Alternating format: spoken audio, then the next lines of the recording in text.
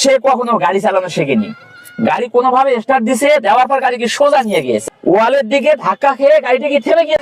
কিছুদিন আগে দেখেছেন যে কোনো একটা জেলায় বিএটিতে একজন মানুষ, সাধারণ মানুষ, পরীক্ষার্থী লাইসেন্স পাওয়ার জন্য আবেদন করছে। আবেদন করার পর সে কি করছে, লিখিত পরীক্ষা টিকছে, ভাইভাতে টিকছে, তারপরে কি 2 ধাপ কি অতিক্রম করে সে গেছে মাঠে জিগজ্যাগ পরীক্ষা দিতে। সে কখনো গাড়ি চালানো শেখেনি। গাড়ি কোনোভাবে স্টার্ট দিছে, দেওয়ার পর গাড়িকে সোজা নিয়ে গিয়েছে। এতে দেখেন খুঁটি আছে, দেখেন আঁকা বাঁকা এসের মতন। তাহলে এই খুঁটিগুলোকে অতিক্রম করে কি যেতে হবে। সে গাড়ি স্টার্ট করে সোজা বরাবর চলে গেছে।